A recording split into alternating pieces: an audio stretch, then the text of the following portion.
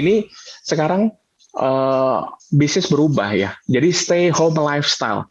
Kalau dulu bisnisnya adalah berorientasinya adalah mereka melayani di tempat untuk sebuah experience, sekarang adalah stay home lifestyle. Orang-orang diarahkan untuk bisa menikmati makanan, pelayanan, semuanya di rumah gitu ya. Bahkan kalau kita lihat sekarang tren properti hari-hari ini gitu ya, bahwa developer itu membuat perumahan-perumahan yang lebih sederhana, yang lebih kecil ukurannya, tapi bisa bikin kantor sehingga para milenial mereka bisa bekerja dari rumah. Itu konsep yang sekarang gitu. Dan juga sekarang disrupsi apa? Bisnis itu sekarang tuh dari yang konvensional sekarang menuju digital semuanya gitu ya.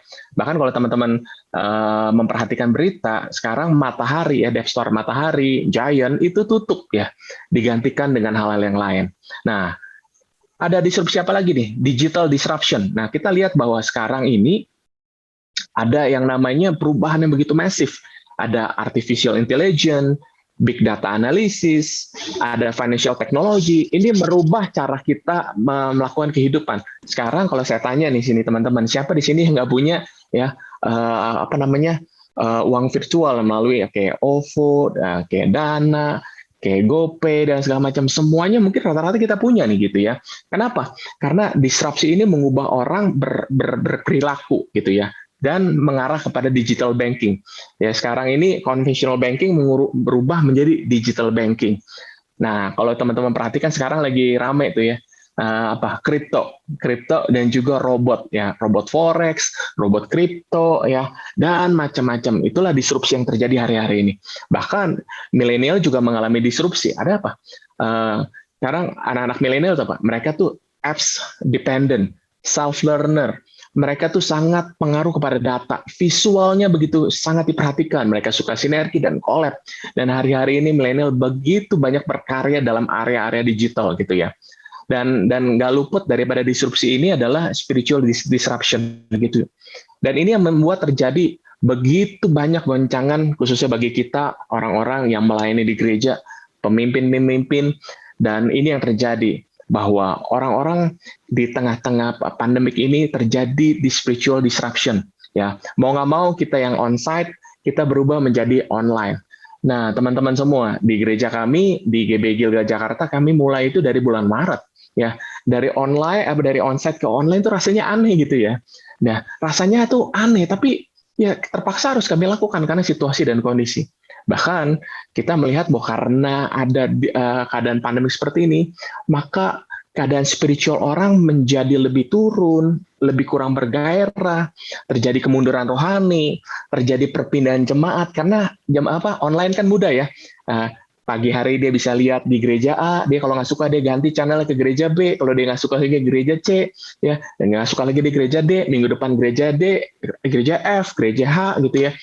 Sesukanya aja gitu ya, dan terjadi sebuah disrupsi secara spiritual dan mengakibatkan apa? Orang-orang kehilangan gairah untuk mencari Tuhan. Dan saya sangat mengerti bahwa banyak pelayan-pelayan gereja maupun pelayan-pelayan daripada pelayanan generasi ini mengalami dampaknya hari-hari ini. Sebabnya hari ini saya mau menguatkan teman-teman ya, meskipun ada disrupsi yang ada, perubahan secara fundamental, saya percaya Tuhan masih punya rencana yang luar biasa dalam kehidupan kita. Oke, nah dengan adanya disrupsi seperti ini, ya, mengakibatkan muncul sebuah aturan baru, ya, sebuah aturan baru. Saya membaca dalam sebuah buku, judulnya adalah Corona Kills, ya. Corona Kills, ada macam-macam yang dia bunuh gitu ya, dan membuat tatanan dunia baru yang membuat ada aturan main yang baru ya. Aturan main yang baru pertama gini ya. Sekarang ini semua bisnis, usaha ataupun sektor memperhatikan namanya hygiene, low touch, low mobility, less crowd. Nah, sedangkan gereja ini kita bersinggungan dengan patah ini. Kalau gereja kan kita kan senangnya kan apa? Shalom, high five gitu ya. Kalau perlu kita pelukan gitu, kita high touch. Terus apa? Kalau bisa kita rame-rame kan, crowd-nya tuh rame-rame, makin rame makin seru. Terus kalau kita sukanya bergerombol, yuk kita pindah dari satu tempat ke tempat lain, yuk bersama-sama. Dan seringkali di dalam pelayanan generasi khususnya anak muda gitu, kita lupa yang namanya hygiene. Ya, kita senang kumpul sama-sama, teriak-teriak, cipika-cipiki gitu. Kadang-kadang kalau kita lagi pelayanan, kita dodoan orang, kita udah muncrat sana muncrat sini gitu, belum lagi nangis, meler segala macam gitu ya. Dan ini hygiene. Dan kita sadari bahwa dengan new rules of game ini, pelayanan dalam generasi muda, pelayanan gereja bertabrakan dengan new rules yang ada. Mengakibatkan apa? Kita mengalami banyak kesusahan. Bayangin, kalau beberapa gereja lokal sudah mengalami sudah melakukan onsite, sekarang duduk harus jauh-jauh gitu ya. Jumlah harus dibatasi, nggak boleh banyak-banyak. Ya, datang cuci tangan dulu, pakai desinfektan, pakai masker. Sekarang shalomnya gimana? Shalomnya begini, shalom atau begini, shalom gitu. Aduh pakai gini, shalom ke Wakanda gitu ya. Ada yang shalom begini gitu ya. Semuanya berubah gitu ya. Dan dampaknya akibatnya apa? Kita semua rasa, aduh kok nggak nyaman, rasanya kok nggak asik, kita bosan, apalagi kalau disuruh Zoom gitu ya.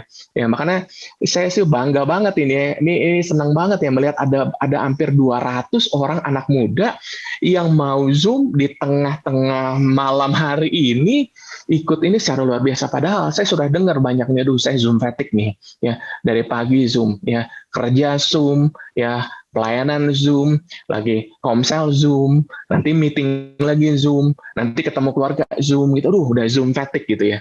Nah, itu dampaknya gitu. Dan banyak yang kehilangan, aduh kayaknya gue capek deh ya. Kayak gue lelah ya. Aduh, gue nggak tahu lagi nih mau ngapain gitu. Kok kayaknya nggak asik gitu ya. Dan karena disruption yang ada, dan gereja akhirnya harus banyak melakukan penyesuaian, saya temukan juga banyak pelayanan next gen kehilangan kesempatan untuk mengapresiasi melakukan pelayanan mereka secara onsite gitu ya. Sehingga apa? Mereka kehilangan untuk apa ya? Dalam tanda kutip platformnya gitu. Dan mereka beralih kepada arah-arah sosial media. Dan ditambah lagi dengan perubahan sosial ekonomi, bahkan kedukaan karena COVID. Teman-teman, UFR semua, saya sangat mengerti dengan adanya disrupsi ini. Di kala pandemik ini membuat kita menjadi lelah, menjadi capek. Ya, makanya saya suka dengan ayat firman Tuhan ini ya. 2 Korintus 4 ayat 8. Dalam segala hal kami ditindas, namun tidak terjepit. Kami habis akal, namun tidak putus asa.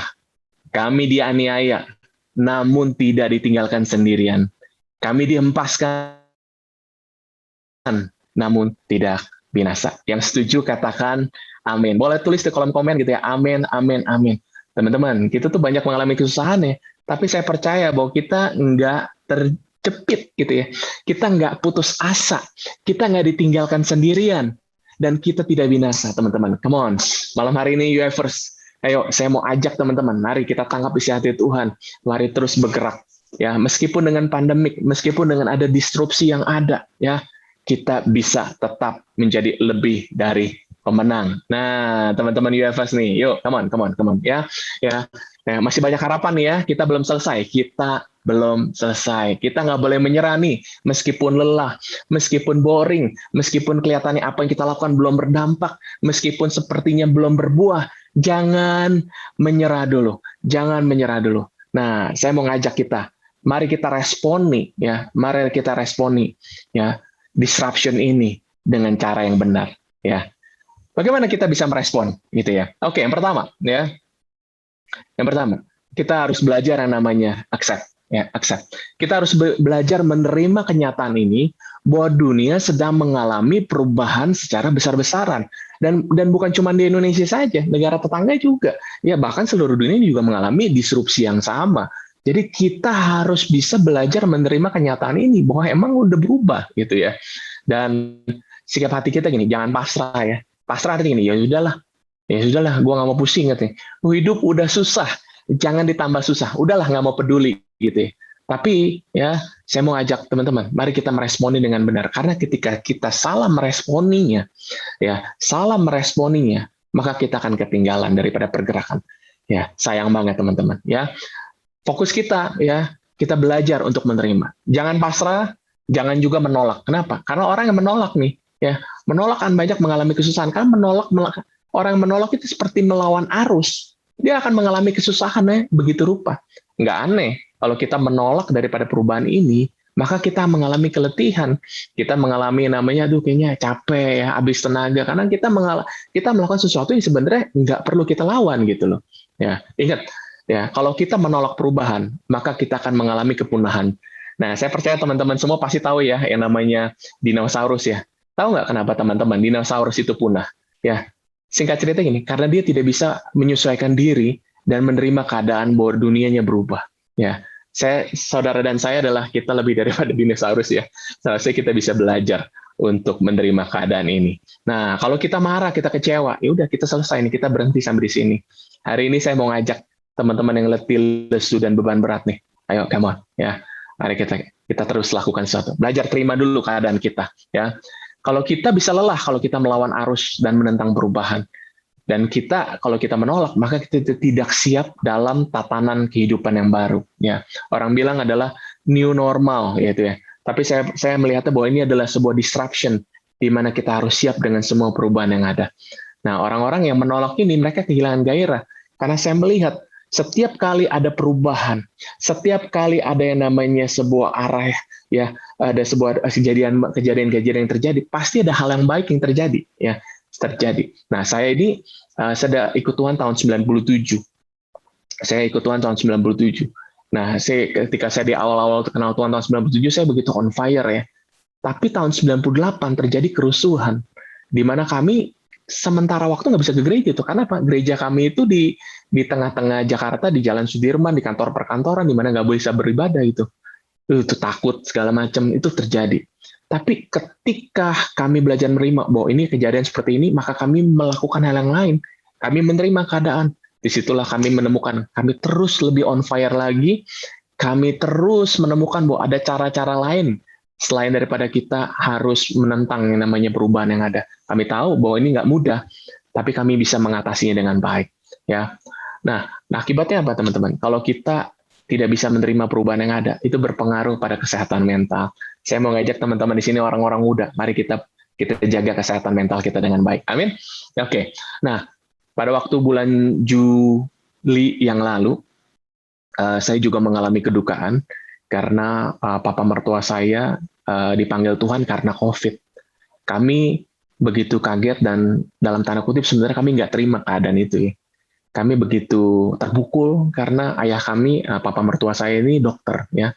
Dokter, dia melayani orang, dia membantu orang, tapi dia terpapar COVID dan tanda kutip dia dipanggil Tuhan gitu ya. Kami begitu terpukul gitu ya. Dan kami keluarga, kami terpukul banget. Seperti kami nggak bisa terima, kenapa begitu ya? 5 hari di rumah sakit dan selesai gitu. Dan kami harus deal with that gitu ya. Sampai kami mengerti bahwa kami harus menerima kenyataan ini gitu. Kalau emang papa mertua kami harus dipanggil Tuhan, berarti udah rencana Tuhan yang baik buat dia gitu. Hari ini saya juga mengingatkan teman-teman dan menghiburkan teman-teman. Mungkin ada yang di sini yang kehilangan keluarganya, ya, temannya, dan pemimpinnya karena COVID ini. Mari kita belajar menerima dan melepaskan, ya, supaya kita bisa move on di dalam kehidupan ini. Kita harus moving forward, teman-teman. Baik, teman-teman, kita jangan lagi hidup dalam keadaan di masa lalu. Mari kita hidup, kita siap menghadapi masa depan. Saya mengajak teman-teman untuk kita siap menghadapi hari-hari depan ini. Filipi 2 ayat 14. Ya. Lakukan segala sesuatu dengan tidak bersungut-sungut dan berbantah-bantah, supaya kamu tiada beraib dan tiada bernoda sebagai anak-anak Allah yang tidak bercela di tengah angkatan yang bengkok hatinya dan sesat ini. Sehingga kamu bercahaya seperti bintang-bintang di dunia. Saya mau ajak teman-teman, mari ya, hari ini kita jangan marah, jangan kecewa, jangan kecil hati, jangan bersungut-sungut. Tapi mari kita lakukan dengan penuh semangat. Amin, teman-teman. Nah, yang kedua, teman-teman, saya mau ajak kita meresponi. Yang kedua dengan adapt. Yang pertama adalah accept. Yang kedua adalah adapt. Adapt artinya apa? Kita beradaptasi. Ya. Kita bisa beradaptasi dengan apapun keadaan kita. Nah, saya percaya kita mau relevan ya. Kita bisa melayani dengan baik. Kata kunci relevan adalah kita bisa namanya agility. Nah, ada definisi daripada agility ini menarik banget. Agility adalah kecepatan dan kelincahan dalam merespon dan beradaptasi dengan situasi yang baru. Teman-teman, leaders, ya, kita harus miliki ini nih, agility, yaitu kecepatan dan kelincahan dalam merespon dan beradaptasi dengan situasi yang baru. Nah, survei membuktikan ada beberapa pandangan mengenai sebuah perubahan. Ya, beberapa teman bilang perubahan bisa terjadi kalau kita melakukan secara konsisten selama 21 hari gitu ya. Kalau selama 21 hari pasti bisa perubahan. Tapi saya membaca juga mengenai survei, ya. Bahkan Kompas, saya baca dari kompas.com, ya. Peneliti justru menemukan bahwa waktu untuk beradaptasi itu bermacam-macam, bervariasi. Ada yang butuh 18 hari sampai 254 hari. Ya, tapi tergantung daripada masing-masing individu. Tapi rata-rata seseorang bisa memerlukan waktu untuk bisa beradaptasi adalah 66 hari katanya, ya, 66 hari. Nah, pertanyaan begini, kita sudah mengalami situasi pandemik ini dari bulan Maret sampai bulan Oktober ini, kita kurang lebih ada 19 bulan gitu ya. Pertanyaan gini, apakah kita nggak bisa beradaptasi dengan keadaan ini? Apakah kita masih di dalam keadaan, aduh susah ya, aduh nggak bisa ya, aduh nggak bisa adapt ya? Teman-teman, come on. Kita diciptakan Tuhan begitu luar biasa karena kita diberikan kemampuan untuk bisa mudah menyesuaikan diri. Amin, teman-teman. Kita diberikan kemampuan itu, apalagi kita diberikan Roh Kudus, sehingga kita diberikan hikmat untuk bisa mengatasi tantangan-tantangan kehidupan ini. Jadi, teman-teman, come on, ya, udah 19 bulan nih, ya, saya nggak hitung berapa harinya, udah 19 bulan nih kita di daerah pandemik, di era disruption ini. Kita pasti bisa untuk beradaptasi, ya. Kita perlu berubah, ya, beradaptasi dengan lincah sehingga kita bisa melakukan hal-hal yang baik. Nah, ya, saya mau cerita nih ya.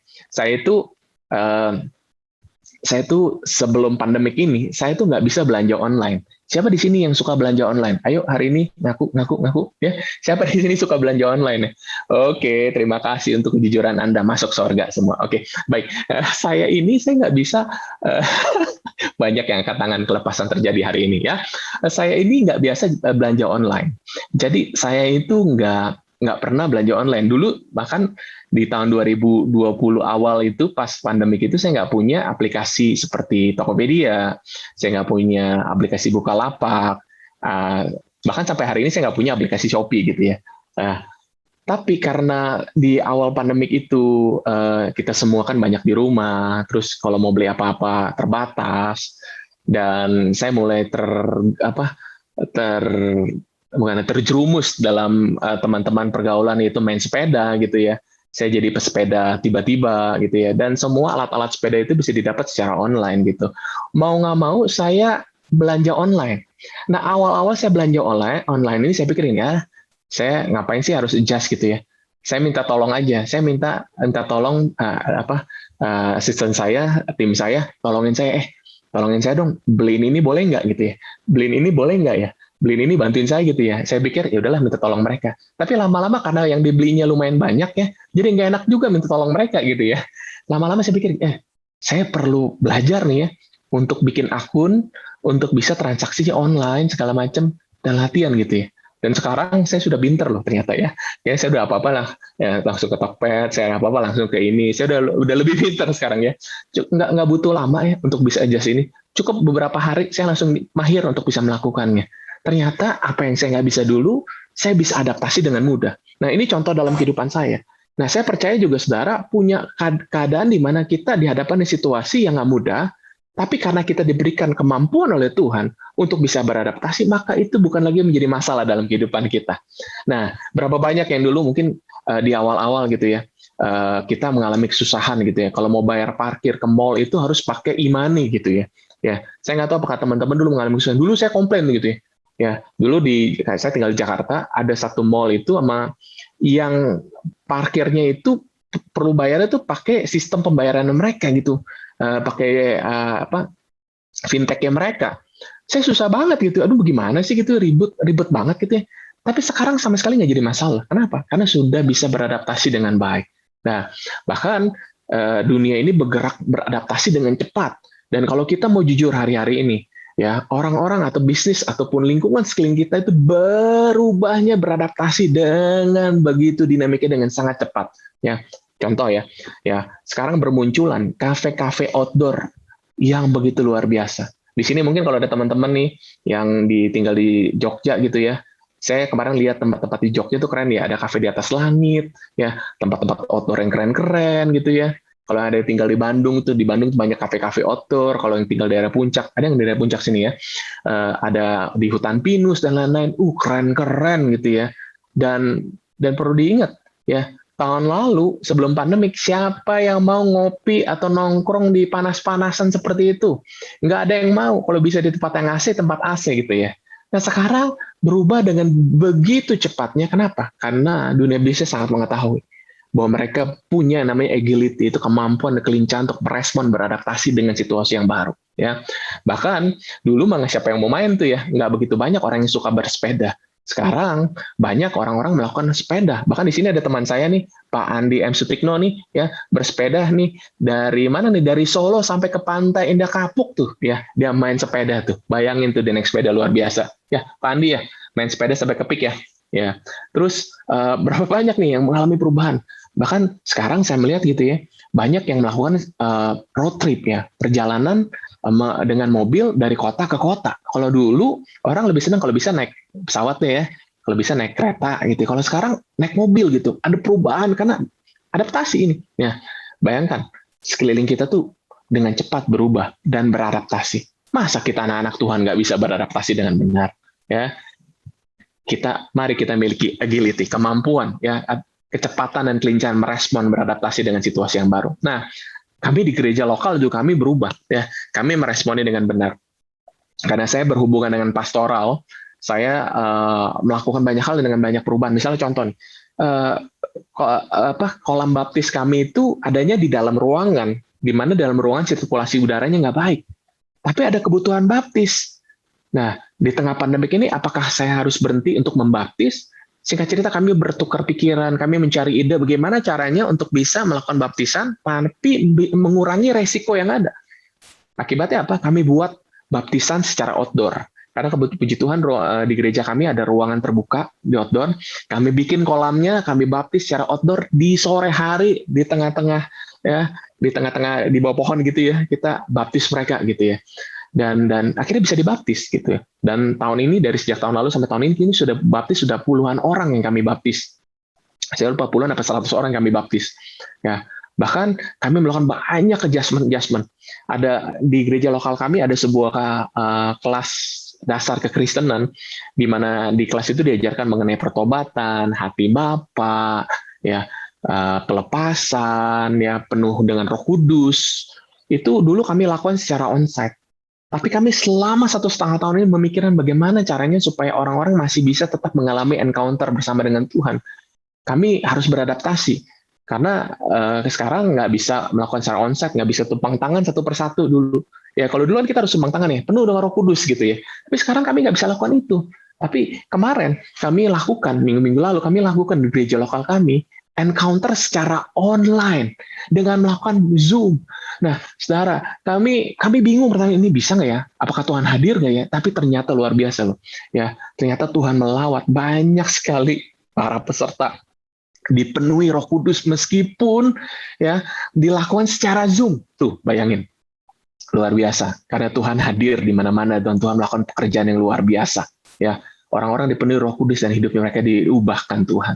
Jadi teman-teman, mari kita siap untuk beradaptasi. Memang beradaptasi itu bicara mengenai ketidaknyamanan, ya, ketidaknyamanan. Karena kita harus berubah. Tapi kita hidup itu harus bertumbuh, teman-teman semua ya. Nah, banyak orang menghindari perubahan atau ketidaknyamanan. Makanya saya mau ajak teman-teman kita mengerti gini, tidak ada pertumbuhan di area kenyamanan dan tidak ada kenyamanan di area pertumbuhan. Kalau teman-teman mau untuk bertumbuh, kita harus siap dengan ketidaknyamanan yang ada. Mungkin kita banyak perubahan di area kehidupan kita, di area pelayanan kita. Tapi ketika kita melakukan perubahan-perubahan ini, di mana kita rasa nggak nyaman, disitulah pertumbuhan terjadi di dalam kehidupan kita. Oke, itu yang kedua teman-teman. Masih semangat ya teman-teman ya? Yang masih semangat, katakan semangat, semangat, semangat, semangat. Saya mau pastikan bahwa Anda tidak tertidur malam hari ini. Ya, oke ya, saya mau pastikan Anda tidak tertidur. Oke, mantap. Oke, kalau gitu saya juga semangat teman-teman ya. Teman-teman panitia, boleh ingatkan saya waktu saya sampai jam berapa ya? Supaya saya nggak bablas. Oke. Yang ketiga, ya, yang pertama adalah accept, yang kedua adalah adapt, yang ketiga kita harus yang lakukan namanya action. Action adalah kita harus melakukan bagian kita gitu loh. Come on, action. Jangan cuma diam doang, jangan cuma pasrah doang, jangan cuma sekedar sudahlah gitu ya. Come on, action. action. Lakukan bagian kita, meskipun kita lihat ya, aduh, ada dampaknya nggak ya? Ada gunanya nggak sih gitu ya? Ayo, lakukan bagian kita. Nah, saya mau bacakan dulu ayat ini. Amsal 20 ayat 4. Amsal 20 ayat 4 berkata ini, pada musim dingin, si pemalas tidak memajak. Jikalau ia mencari pada musim menuai, maka tidak ada apa-apa. Kalau kita tidak melakukan apa-apa sekarang, maka kita tidak akan menuai pada waktunya. Teman-teman, ya, ayo kita lakukan bagian kita. Apa yang kita bisa lakukan nih? Ada 3 hal yang saya mau sharingkan buat teman-teman nih dalam action ini. Yang pertama adalah start. Start ini artinya gini ya. Apa yang pernah kita lakukan, tapi sudah lama tidak kita lakukan lagi. Contoh, apa yang sudah pernah kita lakukan, tapi sudah lama kita tidak pernah lakukan lagi. Yang pernah kita lakukan, tapi tidak pernah kita lakukan lagi. Misalnya gini, pernah nggak teman-teman merenungkan kembali ya bahwa saya ini ikut Tuhan karena apa? Ya, pernah nggak kita memikirkan bahwa saya ini melayani karena apa? Mungkin saudara pernah berpikir, saya ini ya mengikuti panggilan Tuhan karena apa? Ya, ini adalah why-nya, saudara. Mungkin selama ini kita nggak merenungkan ini. Mungkin selama ini kita pikir, ya udahlah, masih ada pelayanan, masih ada gereja, ya udah kita jalanin aja. Tapi pernah nggak kita memikirkan kembali, saya ini kenapa sih saya melayani Tuhan? Kenapa sih saya mau melayani generasi ini? Mungkin saat ini kita perlu mengingat kembali why-nya. Kalau kita tahu why-nya kenapa kita melayani Tuhan, mengapa kita ikut Tuhan, hari ini saya percaya kita akan dikuatkan kembali, teman-teman. Ya, karena kita butuh tahu why-nya.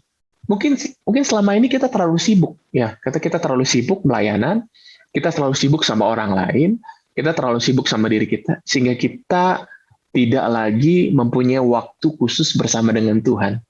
Apakah kita mau mulainya kembali hari ini? Mari kita bangun persekutuan kita dengan Tuhan. Mungkin kita capek ya. Kenapa?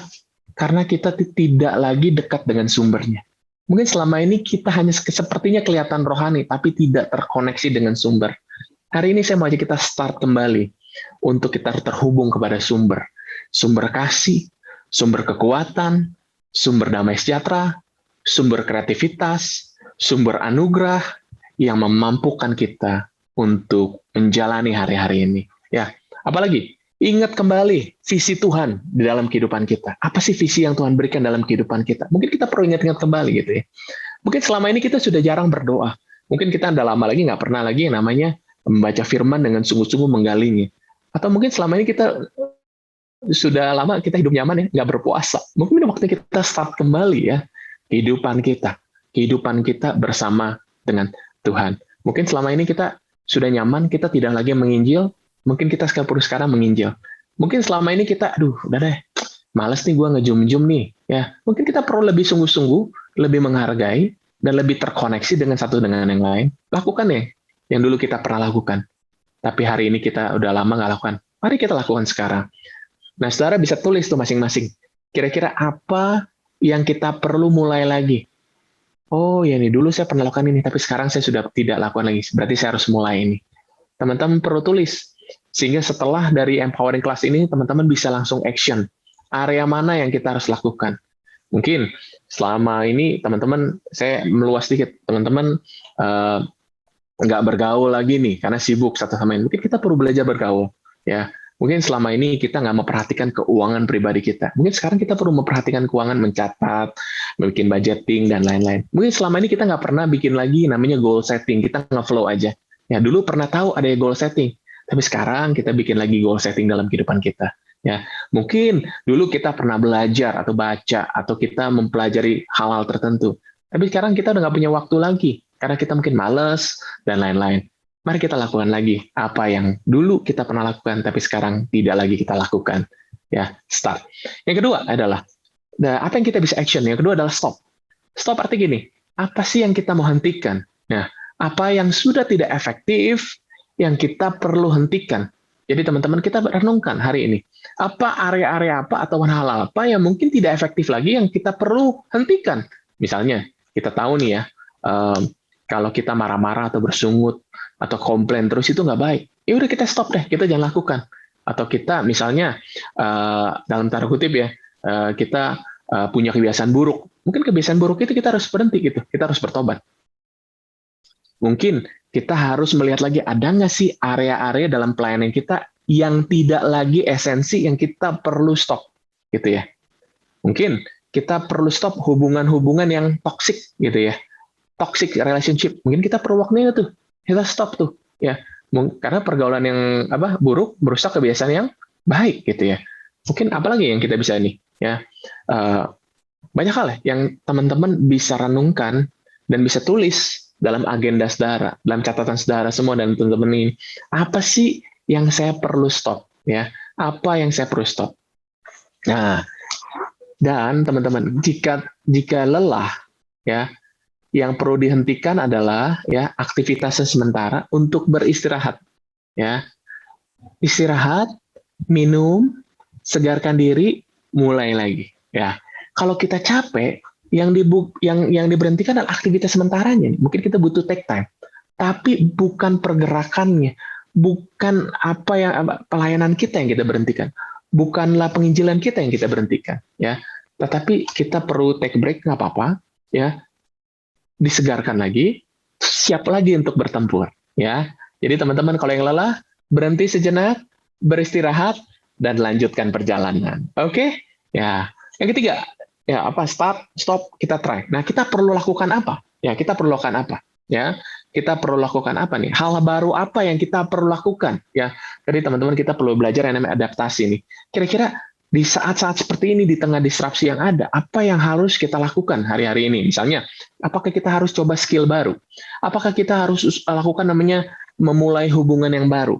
Apakah kita perlu belajar dengan komunitas yang lebih baik? Apa kita perlu ketemu dengan network yang lebih baik? Apakah kita perlu mengganti cara pikir lama dengan cara pikir yang baru? Nih, kita coba cara berpikir yang baru. Nah, dan kalau kita mengalami kebosanan, kita perlu overcome the boredness. Nah, kayak saya nih ya, saya sempat dalam setahun 19 bulan ini saya ngalami boring ya. Bosen banget gitu ya. Tapi saya diingatkan kembali bahwa saya ini lebih dari pemenang. Nah, bagaimana saya bisa lebih dari pemenang kalau saya tidak bisa mengatasi kebosanan? Bagaimana saya bisa lebih dari pemenang kalau saya tidak bisa mengatasi keadaan saya gitu ya? Akibatnya apa? Saya mencoba hal-hal baru. Saya mencoba hal baru untuk bisa mengatasi kebosanan, untuk bisa mengatasi kelelahan ya. Misalnya, saya ganti pola hidup yang baru ya, makanan yang lebih sehat ya, pola makan yang lebih teratur ya. Nah, misalnya seperti itu. Saya coba olahraga yang lebih baik ya. Saya berolahraga sepeda. Nah, kadang-kadang saya ganti, misalnya saya jalan sore, saya harus ketemu dengan orang-orang, ngobrol lagi, supaya saya bisa recharge satu sama lain. Saya belajar dari orang yang lebih baik gitu ya. Terus apalagi, misalnya sekarang saya punya hobi baru, misalnya saya naik motor, ya saya jadi anak Vespa, ya naik motor Vespa, motor tua, naik Vespa gitu ya, keliling-keliling gitu ya, dan pulang sambil di motor gitu saya sambil berdoa, sambil mencari hikmat sama Tuhan, sehingga begitu pulang saya dapat sukacita, dapat kekuatan, dapat ide, dapat kesegaran. Itu yang saya lakukan untuk mengatasinya. Saya coba hal yang baru. Nah, teman-teman, kita diberikan Roh Kudus ya di dalam kehidupan kita yang bisa memampukan kita untuk mengatasi semua ini. Ada hikmat yang Tuhan bisa berikan dalam kehidupan ini. Jadi mari kita coba hal yang baru, yang baik tentu saja ya.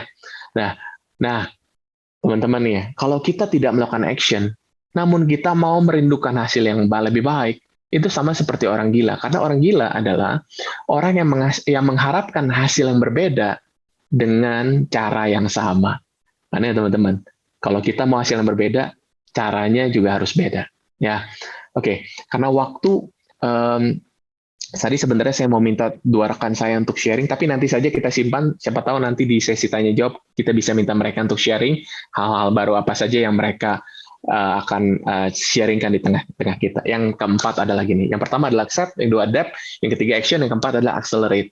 Accelerate adalah gini, ini kita adalah maju, kita maju, kita berlari dan mencapai kepada panggilan yang Tuhan mau. Nah teman-teman, kita bisa lakukan ini, ya kita bisa accelerate, karena ada Roh Kudus ya. Nah, teman-teman lakukanlah bagian kita dengan baik, secara konsisten, maka izinkan Tuhan yang memberikan pertumbuhan dalam kehidupan kita.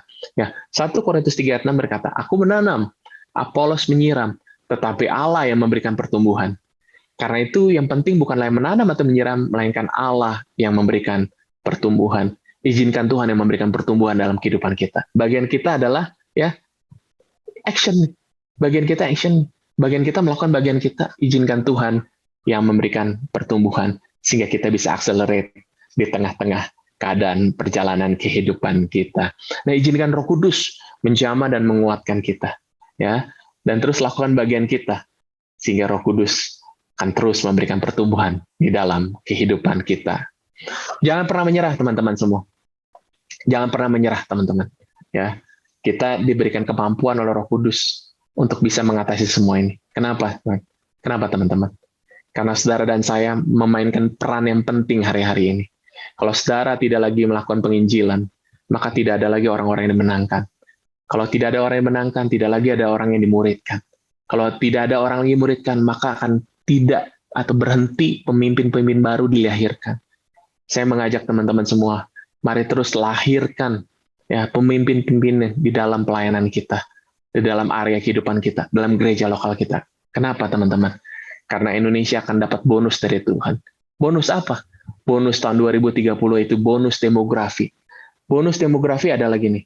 Pada tahun 2030, mulai dari tahun 2030 sampai 2040, Indonesia akan diprediksi mengalami namanya bonus demografi, di mana jumlah penduduk usia produktif, usia 15 tahun sampai 64 tahun lebih besar dibanding usia yang ada di Indonesia. Nah, usia penduduk Indonesia yang produktif akan diprediksi mencapai 64%, yaitu sebanyak gitu 297 juta, gitu loh. Ya, jadi 64% dari 297 juta. Bayangin itu, berapa banyak anak-anak muda di tahun 2030. Jadi teman-teman, kalau kita berhenti sekarang ini, maka akan ada generation loss. Sehingga nanti 2030 di mana banyak anak-anak muda bonus demografi yang Tuhan berikan, maka mereka tumbuh jadi anak-anak yang tidak takut akan Tuhan, di mana kegerakan berhenti. Kenapa? Karena kita tidak mengambil tanggung jawab ini. Hari ini saya mengajak teman-teman, kalau hari ini teman-teman sedang mengalami lelah, letih, lesu, ya, mari kita lihat ke depan. Ada bagian yang Tuhan sudah sediakan dalam kehidupan kita, di mana kita akan jadi perpanjangan tangan Tuhan untuk memuridkan, melahirkan pemimpin-pemimpin baru untuk kemuliaan nama Tuhan di Indonesia ini. Jadi teman-teman, mari semangat. Jangan pernah menyerah. Karena begitu banyak anak-anak muda menantikan kita untuk melakukan sesuatu bagi lawatan Tuhan terjadi di Indonesia ini. Terakhir, saya mau tutup dengan sebuah firman Tuhan ayat ini. Filipi 3, ayat 13 dan 14. Saudara-saudara, aku sendiri tidak menganggap bahwa aku telah menangkapnya, tetapi ini yang kulakukan. Aku melupakan apa yang di belakangku dan mengarahkan diri kepada apa yang di hadapanku. Dan berlari-lari kepada tujuan untuk memperoleh hadiah itu panggilan surgawi dari Allah dalam Kristus Yesus. Hari ini teman-teman, saya mau ngajak, apapun keadaan kita, ya udah, itu udah lewat. Ya. Hari ini, mari kita arahkan kepada panggilan Tuhan. Kita berlari kepada tujuan yang jelas. Bahwa Tuhan mau pakai kita. Tuhan mau siapkan kita untuk jadi bapak-bapak bagi generasi ini. 2030 itu 8 tahun lagi, 9 tahun lagi. Ya kurang lebih 8-9 tahun lagi. Ya, itu di depan mata. Bonus demografi, begitu banyak anak-anak muda yang perlu kita, perlu saudara dan saya. Saudara, saya tahun 2030 mungkin umur 50 lebih, saudara. Ya, itu bukan eranya saya berarti. Itu eranya kalian. Itu eranya Anda. Kalau kita tidak melakukan bagian kita hari ini, maka kita akan kehilangan kesempatan untuk memberikan generasi ini. Jangan sampai iblis mengambil kesempatan dan menang. Tapi baiklah kita terus bergerak, moving forward untuk kemuliaan Tuhan. Jangan sampai keletihan, kecapean kita, ya rasa bosan kita menghalangi kita untuk terus berkarya untuk kemuliaan nama Tuhan. Nah, hari ini saya mau menutupnya dengan sebuah doa. Namun sebelum doa, saya mau ajak kita menyembah Tuhan. Ada satu pujian yang saya tergerak tadi sore ini, saya mau nyanyikan ya. Dan setelah itu saya doa, selesai dan saya serahkan kepada host ya. Judulnya apa? Ya silakan ini. Ya, ini nih, mungkin liriknya familiar ya. Tapi saya mau ajak kita nyanyikan dari yang referensi ya.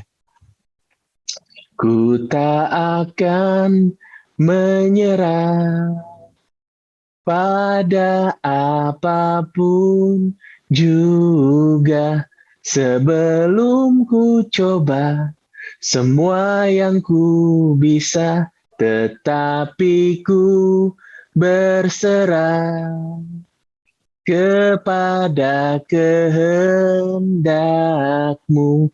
Hatiku percaya Tuhan punya rencana.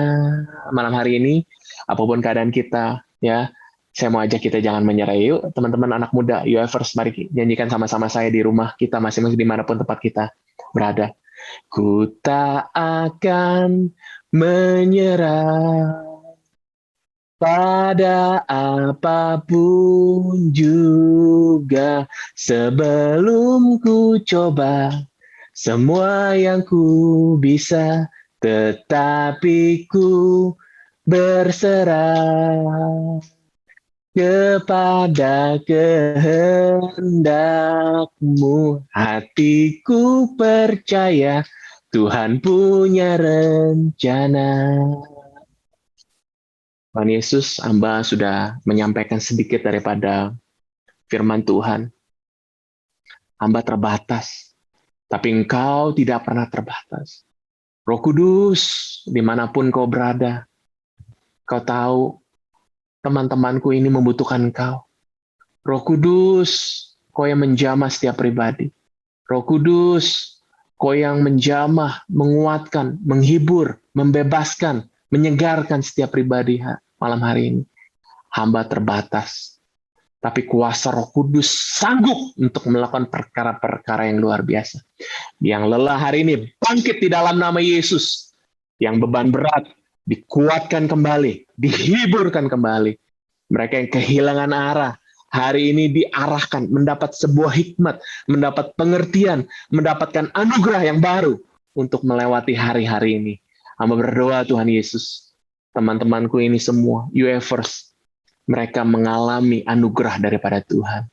Roh Kudus, Kau yang menjamah, dan kami tidak mau menyerah, karena kami tahu Tuhan, tugas kami belum selesai. Tugas kami belum selesai. 2030 di depan mata, kami mau terlibat di dalamnya. Pakai kami Tuhan, urapi kami Tuhan, mampukan kami untuk terus berkarya, memenangkan generasi ini, memuridkan generasi ini, melahirkan pemimpin-pemimpin untuk kemuliaan nama Tuhan. Ini doa kami Tuhan Yesus. Aku menyerahkan teman-temanku ini di dalam nama Tuhan Yesus.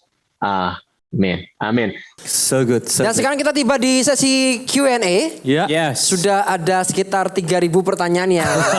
Karena terlalu excited ya dengan terlalu materi dari excited Pastor ya. Awan tadi ya. Karena terlalu diberkati ya. Jadi muncul 3.000 pertanyaan. Oke. Tampaknya Pastor Awan siap nggak ya untuk menerima 3.000 pertanyaan dari kita? Oke, Pastor Awan, are you ready? Pastor.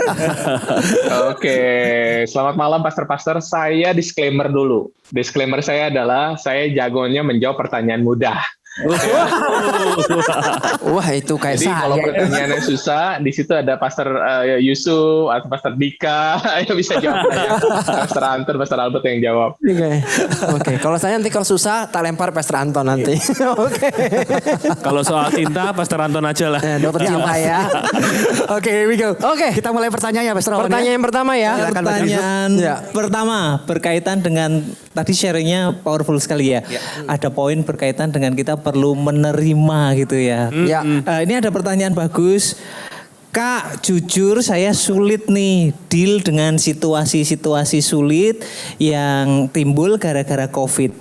Keluarga ada yang meninggal, bisnis orang tua berantakan. Bagaimana saya bisa accept itu semua dengan clear? Wow. Oke. So good. Wow. Pertanyaannya susah. Pastor Albert yang jawab berarti ya. Iya, iya, tentu saja nggak mudah ya untuk menerima keadaan seperti itu ya. Apalagi tadi dikatakan keluarga ada yang dipanggil Tuhan, bisnis keluarga juga terganggu. Tapi ya ketika kita memutuskan untuk menerima bahwa ini sudah terjadi, berarti kita tahu bahwa Tuhan mengizinkan segala sesuatunya. Ya, meskipun saat ini kita belum melihat ada hal baik apa yang kita bisa lihat, tapi saya percaya bahwa di balik semua itu banyak hal baik yang nanti kita bisa dapatkan gitu. Wow. Makanya bagian kita selalu melihat bahwa perjalanan itu nggak berhenti sampai hari ini gitu. Kita selalu percaya bahwa hari depan yang penuh harapan. Jadi saya menguatkan soal teman ini, saya nggak tahu namanya siapa. Bagian kita nerima dulu. Nah, bagian Tuhan yang buka jalan dalam kehidupan kita. Jangan menyerah, jangan berhenti. Come on. Tapi biarlah kehidupanmu bisa jadi kesaksian buat banyak orang. Wow. So good ya. So good. Wow. Luar biasa. Ada pertanyaan lagi Pastor Awan? Mungkin ini mewakili leaders atau pastor mungkin ya pertanyaan ini ya. Jadi begini, di saat pandemi ini ada perpindahan. Ini kan kondisi pandemi makin baik dari dari yang level 4 turun 3, 2, ada yang 1. Nah, setelah 1 ini gereja-gereja memulai kebaktian secara onsite. Tapi muncul sebuah problem baru Pastor Awan, yaitu dari online menuju onsite. Ya, jadi kebaktian. Jadi beberapa yang share gitu ya, leaders dan pastor berkata bahwa kok seakan-akan mereka tuh kayak perintis ulang gitu loh layanannya. Jadi membuat jemaatnya, youth-nya sudah merasa nyaman di online, dan untuk onsite susah untuk diajak. Bahkan memilih untuk keluar gitu ya, bahkan gak sedikit yang memilih untuk jalurnya keluar dari gerejanya. Nah, menurut Pastor Awan, untuk mereka yang sedang lelah menghadapi pelayanan yang sedang seperti ini, apa yang harus dilakukan? Ini mirip-mirip, satu lagi tambahan. Oh iya, gimana? Bagaimana membangun gairah anak muda saat onset kembali sekarang? Jadi sama dong. Oke. Saya terus terang belum bisa jawab nih, saya belum onsite soalnya. Tapi emang saya bisa pahami ya bahwa ketika kita melayani pelayanan atau kita bicara mengenai pelayanan generasi itu anak muda, anak milenial, emang remote-nya di tangan mereka gitu ya. Mereka akan lihat apa yang mereka suka gitu ya. Dan mereka akan nonton ibadah itu di jam berapa yang mereka suka. Sedangkan ketika kita memulainya onsite, kita kan langsung memframing jam sekian gitu ya. Nah, perlu kita pahami bahwa kita sudah 1 tahun atau 19 bulan ini, kita sudah terbiasa, sudah terbangun sebuah pola di mana kita online. Memang untuk mengubahnya atau membawanya kepada onsite itu adalah sebuah tantangan yang baru. Namun saya percaya bahwa ini bukan satu-satunya solusi kan harus onsite gitu kan ya. Tetapi kenapa kita nggak melihat bahwa ini adalah 2 hal yang baru, kita merintis sepertinya 2 gereja yang baru gitu ya. Onsite dan online gitu ya. Di mana kata kunci daripada itu adalah bukan cuma pertemuan ibadahnya, tapi adalah pemuritannya. Wow. Yes. Ya, saya percaya bahwa kata kuncinya bukan cuma sekedar datang onsite atau online ya, tetapi bagaimana kita memuridkannya. Nah, ketika kita berhasil untuk memuridkan mereka yang di onsite maupun di online, maka kita bisa membangun kegairahan di dalam kehidupan mereka. Karena orang-orang yang di online, mereka juga tetap masih bisa bawa temannya datang kepada ibadah online yang ada kan. Dan orang-orang di onsite, mereka juga bisa tetap bawa temannya di onsite. Karena setiap orang punya kesusahannya. Contoh ya, kita perlu pahami sekarang ini. Mungkin karena dengan situasi kondisi yang sekarang ini, mungkin pelajar-pelajar ataupun mahasiswa, mereka yang sebelumnya tidak perlu bekerja, jadi harus bekerja karena situasi dan kondisi. Sedangkan onsite kan mereka harus luangkan waktu, datang, duduk, sosialisasi, berapa banyak waktu yang mereka harus investasikan. Tapi sedangkan kalau mereka online, mereka bisa lakukan itu kapan saja gitu, di mana waktu mereka bersedia. Nah, sehingga kita sebagai pemimpin ini kita harus membuka pikiran yang jauh lebih luas bahwa Tuhan sedang meluaskan kita sebenarnya without borders gitu ya. Ada onsite, ada online gitu. Nah, makanya kata kuncinya adalah pemimpin kita nggak boleh berhenti untuk belajar ya. Saya terus terang kita juga, bentar lagi kita bulan depan kita mau buka onsite terbatas secara undangan, dan kami sudah mempersiapkan ini bahwa akan ada orang-orang yang nyaman dengan online gitu. Jadi kita harus siap. Tapi yang kita perlu perkuat adalah sekali lagi adalah pemuridannya. Jadi tetap semangat para leaders, jangan lupakan ya, esensinya adalah gereja bukan hanya butuh kehadiran, tapi bagaimana kita mengembalakan mereka dan memuridkan mereka. Wow. Untuk mereka menjadi murid-murid Kristus. Gitu. Wow. So good, so good. Wow. Thank you, Pastor. Nah, Pastor Awan, ini ada pertanyaan juga menarik ini. Pastor, bagaimana keluar dari rasa jenuh dari rutinitas online gitu ya? Mungkin gak cuma ibadah online mungkin ya, karena mungkin mereka dari sekolah udah online, kuliah online, semua online, komsel online, belanja online. Gimana keluar dari rutinitas online ini gitu? Ya, pertama kali saya juga berpikir, aduh jenuh ya, karena ketika online itu kan kita nggak dapetin feel-nya gitu ya. Nah, kita nggak merasakan sensasinya. Nah, hati-hati kita jangan sampai terjebak, kita mencari sensasinya. Padahal ibadah itu adalah bentuk ucapan syukur kita, penyembahan kita kepada Tuhan. Ya. Seharusnya hatinya kita arahkannya untuk Tuhan, di mana kita harus beri yang terbaik gitu. Nah, mungkin yang perlu kita pikirkan adalah motivasinya yang harus kita benarkan, cara pandangnya yang harus kita benarkan. Nah, tapi saya mau nanya juga nih, buat teman-teman yang menanyakan ya, teman-teman nih, UFers nih ya.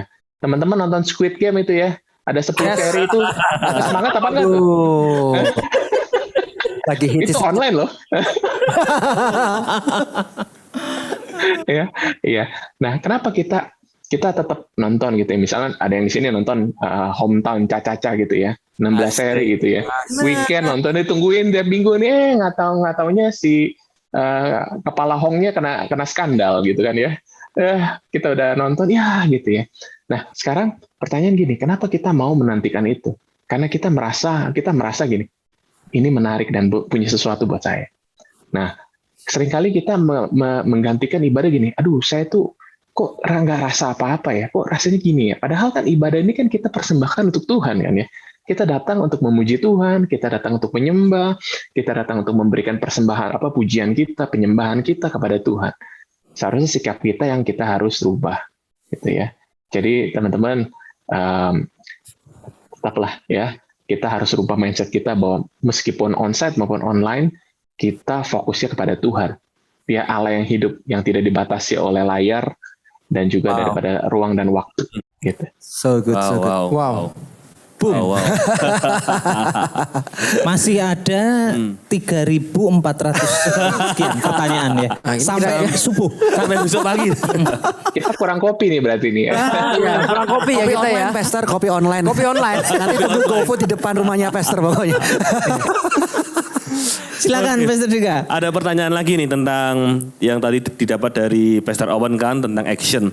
Untuk saat ini di masa pandemi, di mana anak-anak juga agak susah untuk bergerak, tapi juga ada suatu waktu dia ada hati untuk buka Bible buat anak-anak yang membutuhkan pendidikan gitu. Nah, terus pertanyaannya adalah mengenali panggilan Tuhan, apakah itu panggilan Tuhan seperti profesi pekerjaan seseorang atau bagaimana, Pastor? Saya tambahkan ya Pastor ya, ini ada pokoknya yang berkaitan dengan action. Bagaimana kita mau mulai action sedangkan pandangan ke depan masih kabur nih. Nggak tahu, itu maksudnya, nggak itu jelas maksudnya. gitu ya. Tidak jelas, sudah buka Alkitab nggak ada arahan, sudah doa juga kayaknya nggak ada suara-suara gitu. Iya, itu Kemudian maksudnya. mau action yang bagaimana gitu. Iya. Oke. Iya. Saya selalu berpikir gini ya, seringkali kita berpikir adalah program ya. Tapi saya baca dalam sebuah bukunya ya, sebuah buku judulnya adalah bagaimana Next Gen Ministry, Next Step Ministry gitu ya. Di situ dijelaskan bagaimana kita seharusnya sebagai pemimpin, kita belajar adalah think steps, not program. Ialah bagaimana kita melihat satu step demi step, step demi step, step demi step, satu demi satu. Di tengah keadaan yang dalam tanda kutip ini kita nggak bisa begitu melihat jauh, bagian kita adalah melihat sebuah langkah kecil dulu yang kita bisa lakukan. Nah, bentuknya apa? Kita perlu perhatikan situasi kondisi kita saat ini. Nah, itu sebabnya saya mengajak teman-teman leaders itu paling nggak perlu punya seorang mentor di mana mentor ini bisa menolong kita untuk melihat hal-hal yang kita nggak bisa lihat, gitu ya. Nah, jadi disitulah kita perannya untuk bisa pemuritan itu seorang mentor dan mentee gitu ya, bisa membimbing kita. Kadang-kadang saya juga nggak tahu harus buat apa. Nah, saya harus tanya kepada pemimpin saya, kira-kira apa ya?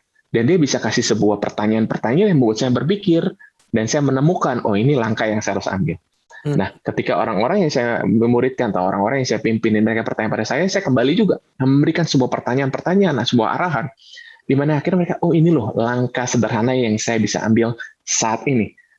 Small steps. Jadi teman-teman mungkin kita sehari-hari ini jangan berpikir kita harus pikir panjang, tapi paling nggak step demi step, step demi step, step demi step, satu langkah demi satu langkah.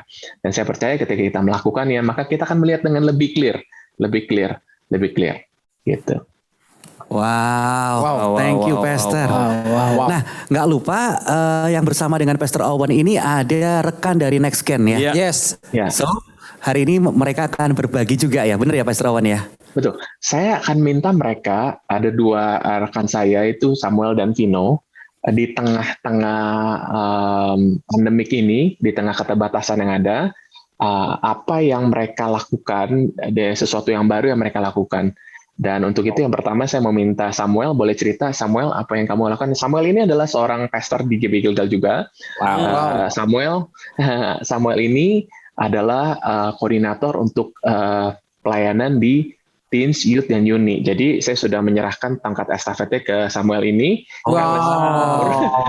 Secara umur dan secara aplikatif dia juga Luar lebih biasa. di lapangan. Jadi saya berfungsi sebagai bapak. Silakan Samuel. Ya, thank you Pastor Owen. Sebelumnya apakah suara saya bisa jelas terdengar?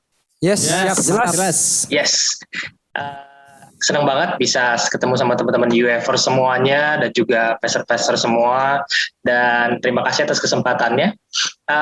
Seperti tadi yang Pastor Owen juga sampaikan, ya seperti kita tahu, kita juga mengalami hal yang mungkin teman-teman juga alami gitu ya, keterbatasan, ketidaknyamanan, ada hal yang dulu kita bisa lakukan, mungkin di saat pandemi ini kita tidak bisa melakukannya. Gitu. Tapi mungkin saya bisa bagikan satu hal di mana kita melakukan satu hal yang baru, dan terutama apa yang saya lakukan di dalam pelayanan yang tentunya berdampak juga untuk pelayanan di bawah kepemimpinan saya di Teens, Youth, dan Uni, yaitu tahun ini kita sedang menyusun kurikulum dan juga kita sedang melakukan seperti pilot project gitu. Jadi kelas training ya, pelatihan untuk kita mempersiapkan pengkhotbah yang baru di Teens, Youth, dan Uni. Karena kita percaya bahwa seseorang yang menyampaikan pesan firman Tuhan juga perlu diregenerasi. Artinya perlu ada orang-orang yang bisa menyampaikannya secara relevan. Dan kita juga tidak membatasi bahwa Tuhan hanya bicara melalui kita yang biasa berkhotbah gitu, dan kita percaya juga Tuhan bisa pakai generasi di bawah kita untuk bisa jadi perpanjangan tangannya untuk menyampaikan pesan berikutnya. Jadi kita buat secara singkat kelas pelatihannya, dan puji Tuhan di tahun ini kita sedang mempersiapkan ada 8 calon pengkhotbah baru yang kita akan persiapkan, dan tentu saja targetnya ya jika Tuhan mengizinkan ya, targetnya kita tahun 2022 kita akan rilis 8 pengkhotbah baru ini. Wow. Jadi ini yang kita lakukan, hal yang baru ya untuk di pelayanan generasi Teens, Youth, dan Uni. Itu saja yang aku bisa bagikan. Thank you. Wow. Come on. Thank you Sam. Ya, kami terus melahirkan pemimpin atau pembicara-pembicara yang baru supaya lebih relevan, nyambung ya. Karena saya 40-an gitu ya. Nanti di 2030 saya udah 51, 52 mungkin. udah nggak relevan lagi gitu ya. Dan Samuel di 30-an, di sini ada Vino di 20, jadi early 30 juga. Belum ya? Berapa Vino? 20 berapa Vino? Belum. 29, jangan ditambah. 29 ya. 29. Dan jadi kami mempersiapkan yang belasan tahun dan the early 20 untuk mereka bisa siap jadi pembicara, karena mereka yang ada in the field, mereka yang mengerti generasinya gitu ya. Dan kami sedang persiapkan ini. Thank you Sam, dan Vino juga Bisa ceritain apa yang kamu lakukan di tengah keterbatasan yang ada? Silakan Vino. Oke, thank you Pastor Owen, juga thank you. Di sini ada pastor-pastor yang luar biasa dan teman-teman Unlimited Fire yang luar biasa. Saya mau share dikit cerita-cerita aja ya. Jadi hopefully bisa menolong ya. Jadi emang pandemi itu kan sesuatu yang mendadak dan nggak ngomong-ngomong gitu datangnya ya. jadi saya ingat sebelum pandemi itu, tepat sebelum pandemi, saya lagi mulai sesuatu yang baru. Saya kan dipercayakan, saya menolong Pastor Sam tadi buat memimpin teman-teman kampus ya kuliah. Jadi saya mulai namanya masuk ke kampus-kampus nih. Masuk ke kampus-kampus, saya datang. Bahkan sebulan saya datang buat ketemu mereka, 2 kali sebulan, 1 ketemu leadernya, 1 ketemu boleh ajak teman-temannya nih ya.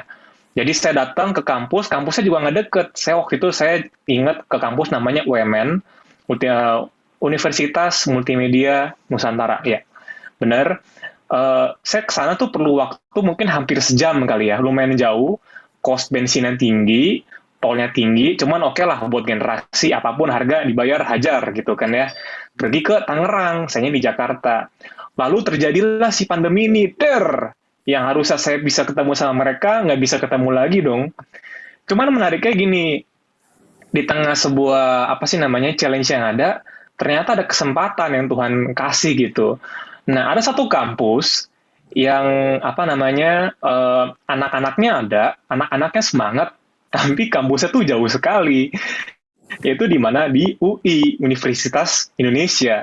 Itu di Depok. Di Depok, dari kita ke Depok itu, kalau tadi 1 jam di jalan, ini bisa 2 jam di jalan. Dan itu jauh sekali. Lalu apa yang saya perbuat? Mulai tahun ini, 2021 berarti, saya coba ke mereka, cuman karena online, saya ketemu merekanya via Zoom. Awalnya saya pikir, bisa nggak ya via Zoom? Ternyata bisa juga. Dan sesuatu yang jauh, jadi dekat.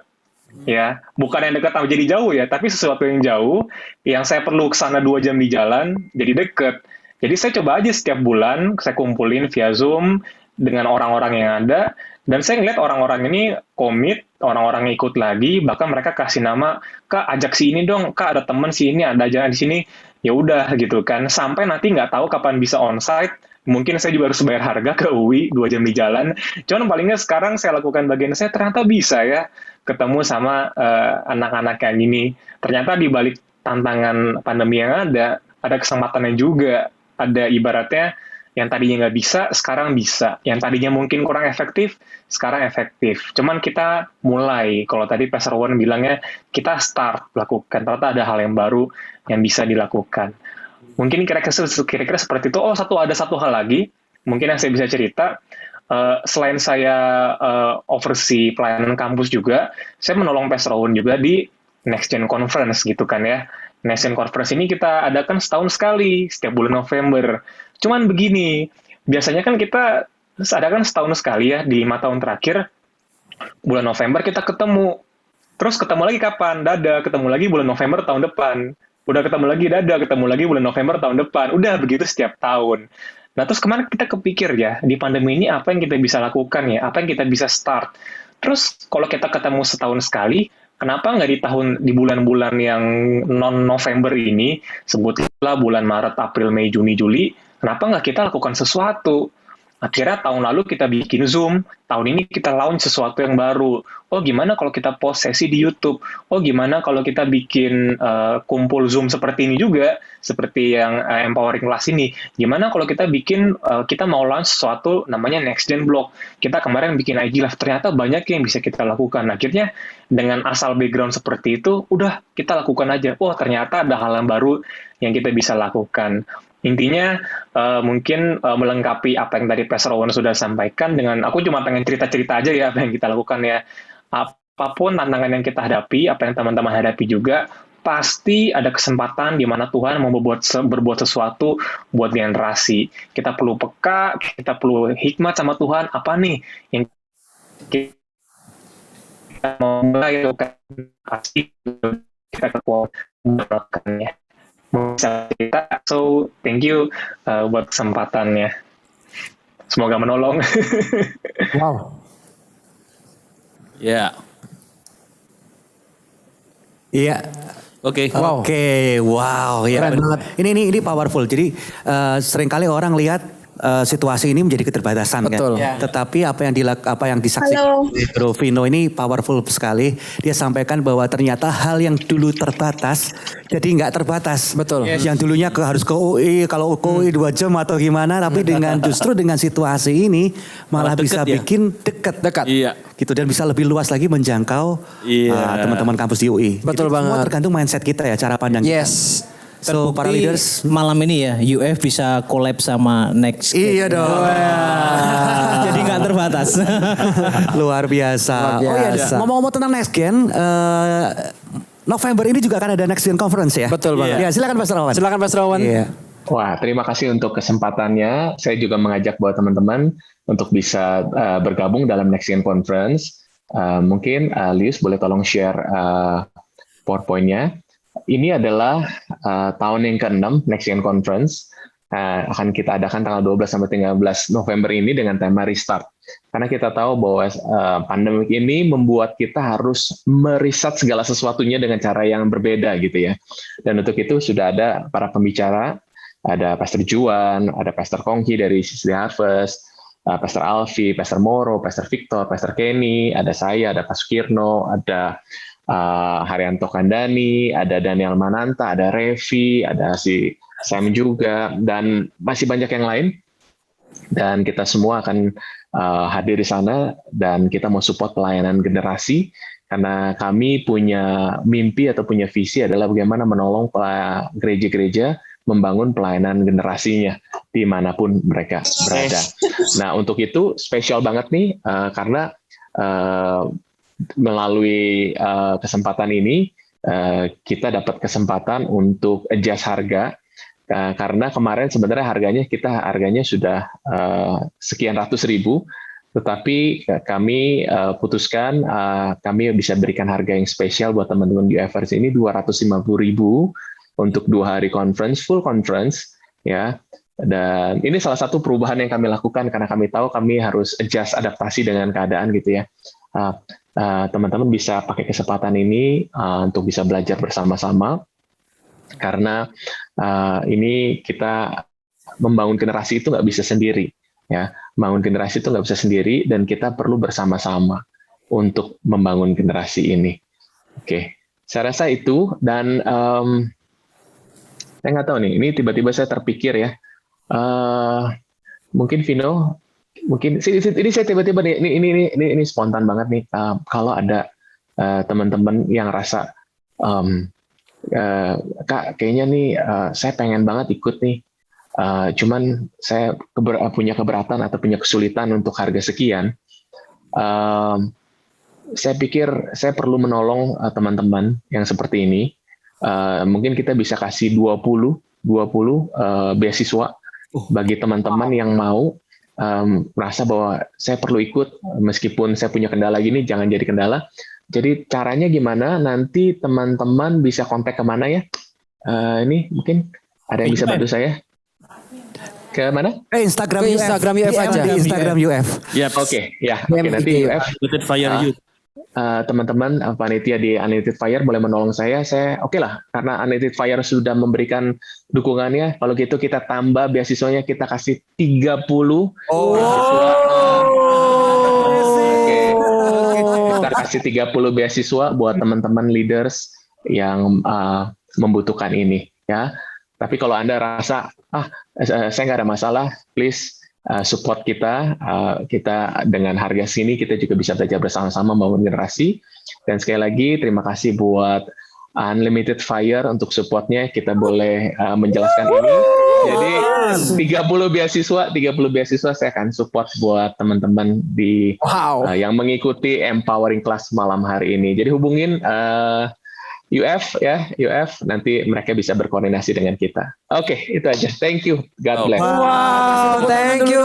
Luar biasa. Thank you Pastor Owen, Pastor Samuel. Reaksinya semua. Wah, dan Vino ya, thank you. Wah, amazing. Jadi thank you so much. Jadi teman-teman beruntung ya ikut UF Empowery sudah diperlengkapi. Juga dapat bonus bisa join Next Gen Conference. Wow. Luar biasa. So thank you so much Pastor Owen. What a powerful night ya hari ini kita diperlengkapi sekali. Dan teman-teman semuanya yang diberkati juga tolong kasih di kolom chat ya. Say thank you buat Pastor Owen ya. Di kolom chat ya. Wah. Luar Dan biasa. doakan juga November nanti ya. Save the date biar acara ini bisa jadi berkat buat Indonesia bahkan buat internasional ya. Wow. Oke, Pastor Yusuf, can you pray with Unlimited Fire semuanya? Oke. Mari kita berdoa. Kami punya Tuhan yang hidup, kami punya Tuhan yang dahsyat, kami punya Tuhan yang maha kuasa. Kami percaya di tengah pandemi tetap ada jalan buat semua kami. Tetap ada pertolongan Tuhan, tetap ada arahan Tuhan. Kami percaya tiang awan, tiang api itu akan terus menuntun kami. Keterbatasan boleh ada, tapi umat yang mengandalkan Tuhan akan selalu berkemenangan. Beri kami hikmat, beri kami kemampuan yang datangnya dari Engkau melewati ini semua. Dan doa kami semua pelayanan yang Tuhan percayakan ke tangan kami akan terus berkembang, mengalami kemajuan, mengalami multiplikasi. Kami percaya Yohanes 15, siapa yang tinggal dan menempel dengan Tuhan, apapun musim boleh berganti, tapi akan tetap berbuah lebat. Itulah semua kami. Kami juga teringat untuk acara November mendatang. Kami percaya acara ini akan jadi acara yang powerful. Acara yang akan jadi berkat buat siapapun yang mengikutinya. Kami lepaskan berkat buat Pastor Owen. Buat terus pakai hambamu ini dengan dahsyat, dengan luar biasa. Tim yang ada akan jadi tim yang solid. Tim yang mahir bekerja sama. Akan jadi tim yang membangun generasi ini dengan luar biasa. Terima kasih Tuhan buat semua kami yang ikut. Kami percaya sudah mendapatkan firman, mendapatkan mutiara-mutiara, dan tinggal kami mempraktekkannya di lokal kami masing-masing, di daerah kami masing-masing. Penyertaan Tuhan, blessing Tuhan akan membuat kami berhasil dan berdampak besar. Terima kasih. Kami percaya acara ini boleh selesai, tapi karya Tuhan, tuntunan Tuhan tidak akan pernah selesai dalam hidup kami. Blessing-Mu turun buat semua kami. Dalam nama Yesus kami berdoa. Sama-sama kita katakan. Amin.